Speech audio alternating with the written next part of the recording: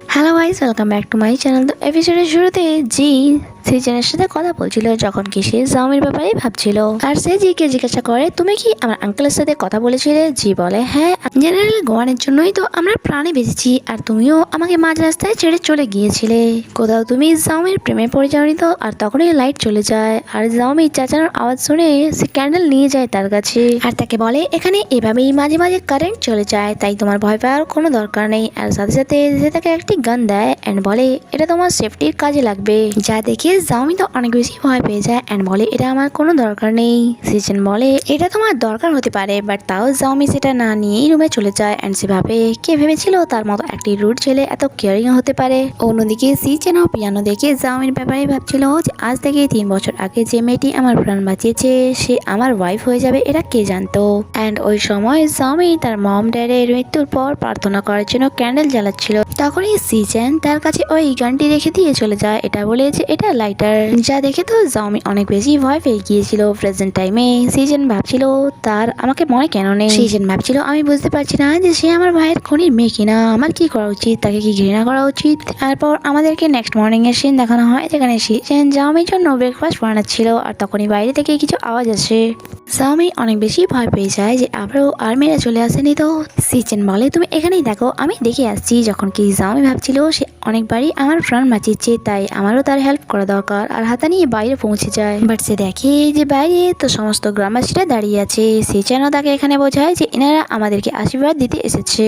আর এটা তুমি কি করছো? জাউমি বলে আমার মনে হলো কেউ তোমার উপর অ্যাটাক করতে এসেছে, তাই আমি তোমার হেল্প করতে এসেছি। যা শুনে তো তার উপর সিজনের হাসি পাচ্ছিল যে সেই হাতা নিয়ে তার হেল্প করতে এসেছে। তারপর সমস্ত গ্রামবাসীরা তাদের রিচুয়াল শুরু করে আর তাদের ব্লেসিং দেয়। সিজন বুঝতে পারছিল না যে জাউমিন সত্যি কি খুশি হয়েছে নাকি সে এই সমস্ত কিছু নাটক করছে। এখানে জাউমি অনেক খুশিতে সেই সব গ্রামবাসীদের ধন্যবাদ জানায় অ্যান্ড তারপরেও তাকে অনেক বেশি হ্যাপি দেখাচ্ছিল। সিজন বলে যে তুমি অনেক ভালো নাটক করো। জাউমি বলে যে তুমি মানো আর না মানো, সত্যি তাদের এখানে আসা আমার অনেক বেশি ভালো লেগেছে। তখন সেখানে যে চলে আসে আর বলে রেজাল্ট চলে আসছে, বাট সেখানে জাউমিকে দেখে সে তার কথা ঘুরিয়ে দেয় অ্যান্ড বলে এই সমস্ত বেডসগুলি যদি তোমরা পড়ে নাও তাহলে সারা জীবন তোমরা একসাথে থাকবে, কারণ এটাতে গ্রামবাসীদের ব্লেসিং আছে।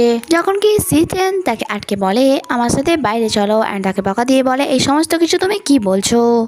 যে বলে যে আমি তো ঠিকই বলছি অ্যান্ড হ্যাঁ ওই মেয়েটি সত্যিই বলছিল সে সুসংয়ের মেয়ে নয়। এই দেখো ডিএনএ টেস্টের রিপোর্ট চলে এসছে। যখন কি জাউমি গডের কাছে ক্ষমা চাইছিল যে আমাকে মাফ করে দিও, তাদেরকে আমায় মিথ্যে বলতে হয়েছে, বাট এই প্রমিস আমি যখনই জি ব্যাংকে পেয়ে যাব সমস্ত গ্রামবাসীর কাছে ক্ষমাও চেয়ে নেবো অ্যান্ড তারপর এখান থেকে চলে যাব। তার এই কথা শুনে সিজন বলে চলো আমি তোমাকে জি ব্যাংকের কাছে নিয়ে যাচ্ছি। অন্যদিকে আমরা জায়াকে দেখি, তার কাছে জি ব্যাংক এসে বলে আসলে ওই মেয়েটিকে যার জন্য তোমার বিয়ে আটকে গিয়েছে। জায়া অনেক রেখেছিল অ্যান্ড সে বলে ওই মেয়েটি চায়না থেকে এসেছে, আমি তাকে ছাড়বো না। জি ব্যাংক বলে যদি তুমি চাও তাহলে মাস্টার আর্ন ওই মেয়েটিকে দেখে নেবে। যা শুনে তো স্যার তার কলারই ধরে নেয় অ্যান্ড বলে তুমি কি বলতে চাইছো, আমি আমার কাজ একা করতে পারবো না। অ্যান্ড আমরা সিজনকে দেখি যে জাউমিকে মিস্টার আর্নের বাসার আশেপাশে নিয়ে এসেছিল, যেখানে জাউমি যখন জি ব্যাংকে জায়ার এত ক্লোজ দেখে সে অনেক বেশি রেগে যায় অ্যান্ড বলে দেখো এই ছেলেটির জন্য আমি কি না কি করছি, আর সে একটি বড় লোক মেয়ের সাথে ফ্লার্ট করে যাচ্ছে। সিজন বলে ওই মেয়েটির নাম জায়া, মিস্টার আর্নের মেয়ে। আমি তো তোমাকে আগেই বলেছিলাম যে জি ব্যাংক এর জন্য এত কিছু করার কোনো দরকার নেই, কারণ সে এখানে জেনে বুঝে থাকতে চাইছে, কারণ এটাতে তার ফায়দা আছে। জাউমি অনেক রেগে বলে আমি ওই স্কাম ব্যক্তির সাথে এখনই কথা বলতে চাই। যখন কি সিজন তাকে আটকে বলে তুমি কি আশেপাশে সিকিউরিটিকে দেখতে পাচ্ছ না। এরপরেও সে এগিয়ে গিয়ে সি ব্যাংকের নাম ধরে চেঁচায়, বাট গার্ডসরা তাকে দেখতো তার আগেই সিজন তাকে সেখান থেকে নিয়ে যায়। কারে যাওয়ার সময় এখানে জাউমি বলে দেখো তোমার জন্য আমার হাতে আঘাত লেগে গিয়েছে, এখন আমি পিয়ানো কি করে বাজাবো। সিজন বলে আঘাতই তো লেগেছে, তোমার জীবন থরি গিয়েছে।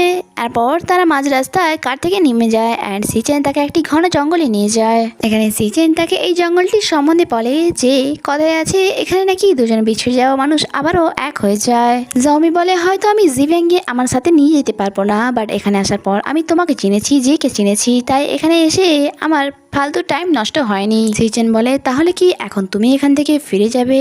সে বলে সে ব্যাপারে তো আমিও জানি না। যা শুনে সিজন স্যাড হয়ে যায় অ্যান্ড এখানে এই এপিসোডটি শেষ হয়। আগে কি হয় তা জানতে স্টে কানেক্টেড। Bye bye.